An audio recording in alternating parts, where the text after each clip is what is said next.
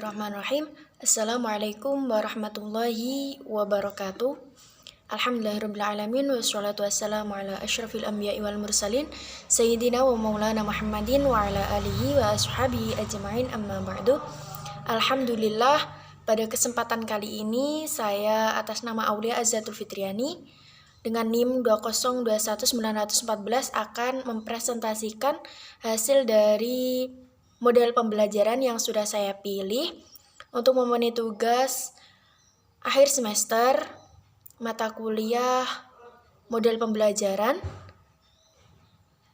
Baiklah, saya sudah memilih salah satu dari model pembelajaran, yaitu PAKEM atau pembelajaran aktif, kreatif, efektif, dan menyenangkan. PAKEM sendiri memiliki dasar hukum, yaitu Permen nomor 19 tahun 2005, pasal 19 ayat 1 tentang SNMP, yaitu proses pembelajaran pada suatu pendidikan diselenggarakan secara interaktif, inspiratif, menyenangkan, menantang, memotivasi peserta didik untuk berpartisipasi aktif, serta memberikan ruang yang cukup bagi prakarsa, kreativitas, dan kemandirian sesuai dengan bakat, minat, dan perkembangan fisik serta psikologis peserta didik.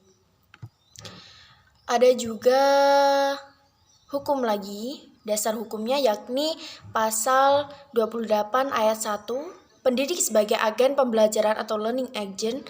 Pada ketentuan ini adalah peran pendidik sebagai fasilitator, motivator, pemacu, dan pemberi inspirasi belajar bagi peserta didik. Berdasarkan kutipan regulasi pendidikan tersebut, dapat dipahami secara jelas bahwa proses pendidikan dan pembelajaran pada satuan pendidikan manapun secara yuridis formal dituntut harus diselenggarakan secara aktif, inovatif, kreatif, dialogis, demokratif, dan dalam suasana yang mengesankan dan bermakna bagi peserta didik. Jadi, perundangan dan peraturan pendidikan yang berlaku di Indonesia mengindikasikan pentingnya diterapkan strategi pembelajaran yang memperdayakan peserta didik. Dalam konteks ini, PAKEM sebagai salah satu pembelajaran yang telah dikembangkan dan secara gencar dipromosikan implementasinya dalam praktik dunia pendidikan di Indonesia, memiliki singgungan dan relevansi yang kuat terhadap apa yang menjadi tuntutan yuridis formal ini. Pengertian PAKEM dari dua dimensi, dari dimensi guru dan juga dari dimensi siswa. Dari dimensi guru, dalam proses belajar mengajar, guru aktif dalam memantau kegiatan belajar siswa, memberi umpan balik, mengajukan pertanyaan dan menantang, mempertanyakan gagasan siswa. Kemudian, guru harus kreatif dalam mengembangkan kegiatan yang beragam, membuat alat bantu atau media pembelajaran.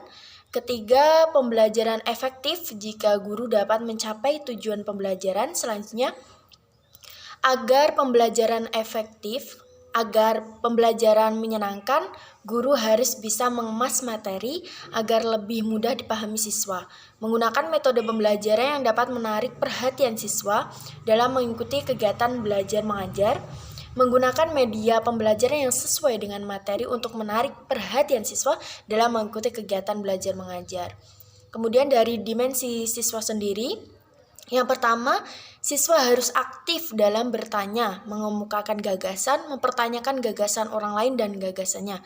Kemudian yang kedua, siswa kreatif dalam menulis atau merangkum, merancang atau membuat sesuatu dan menemukan sesuatu yang baru bagi diri siswa. Yang ketiga, keefektifan siswa bisa dilihat dari penguasaan keterampilan yang dibutuhkan oleh siswa. Keempat, pembelajaran yang menyenangkan dapat membuat siswa berani mencoba atau berbuat, berani bertanya, berani mengungkapkan gagasan, berani mempertanyakan gagasan orang lain. Kemudian, hal-hal yang harus diperhatikan dalam pelaksanaan pembelajaran PAKEM. Yang pertama, memahami sifat-sifat yang ada pada diri siswa. Yang kedua, mengenal siswa secara personal. Yang ketiga, memanfaatkan perilaku siswa dalam pengorganisasian belajar. Mengembangkan kemampuan berpikir kritis, kreatif, dan kemampuan memecahkan masalah. Untuk lanjutannya, mengembangkan ruang kelas sebagai lingkungan belajar yang menarik, memanfaatkan lingkungan sebagai sumber belajar, memberikan umpan balik yang baik untuk meningkatkan kegiatan belajar, dan membedakan antara aktif fisikal dan aktif mental.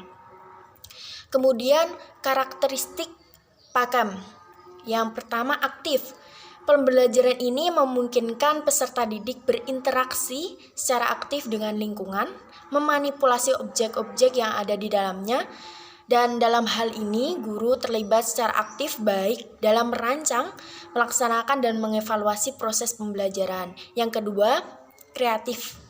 Pembelajaran membangun kreativitas peserta didik dalam berinteraksi dengan lingkungan, bahan ajar, dan sesama peserta didik, utamanya dalam menghadapi tantangan dan tugas-tugas yang harus diselesaikan dalam pembelajaran. Guru dituntut untuk kreatif dan inovatif, yaitu merancang dan melaksanakan PAKEM. Terus kemudian yang ketiga, efektif. Efektivitas pembelajaran akan mendongkrak kualitas hasil belajar peserta didik. Kemudian yang terakhir yakni menyenangkan. Pembelajaran diharapkan dapat menciptakan suasana pembelajaran yang menyenangkan dengan didukung lingkungan aman, bahan ajar yang relevan, menjamin bahwa belajar secara emosional adalah positif, yang pada umumnya hal itu terjadi ketika dilakukan bersama dengan orang lain sebagai dorongan dan selingan humor, serta istirahat dan jeda secara teratur. Prinsip-prinsip dari pembelajaran model PAKEM yang pertama, mengalami, yaitu peserta didik terlibat secara aktif, baik fisik, mental, ataupun emosional. Yang kedua, komunikasi. Kegiatan pembelajaran memungkinkan terjadinya komunikasi antara guru dan peserta didik. Yang ketiga, interaksi. Kegiatan pembelajaran memungkinkan terjadinya interaksi multi arah. Yang keempat, refleksi, yaitu kegiatan pembelajarannya memungkinkan peserta didik memikirkan kembali apa yang telah dilakukan. Kemudian indikator dari PAKEM. Dalam penerapan PAKEM oleh pendidik atau guru bisa dilihat dan dicermati berbagai indikasi yang muncul pada saat proses belajar mengajar dilaksanakan. Di samping itu, pendidik juga perlu memperhatikan berbagai prinsip ketika menerapkannya. Kriteria ada atau tidaknya pembelajaran yang aktif, kreatif, inovatif, efektif, dan menyenangkan diantaranya dapat dilihat pada beberapa indikator berikut, yaitu indikator proses, pekerjaan peserta didik atau diungkapkan dengan bahasa atau kata-kata peserta didik sendiri. Kemudian penjelasannya, PAKEM sangat menguntungkan agar peserta didik mampu berpikir, berkata-kata, dan mengungkapkan sendiri. Kemudian metode guru membimbing peserta didik dan memajang hasil karyanya agar dapat saling belajar. Itu adalah salah satu dari contoh indikator proses dari model pembelajaran PAKEM.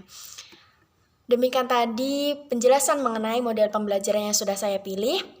Terima kasih atas perhatiannya dan mohon maaf jika ada kesalahan baik dari pengucapan ataupun dari materi yang kurang berkenan di hati para pemirsa semuanya. Terima kasih atas perhatiannya.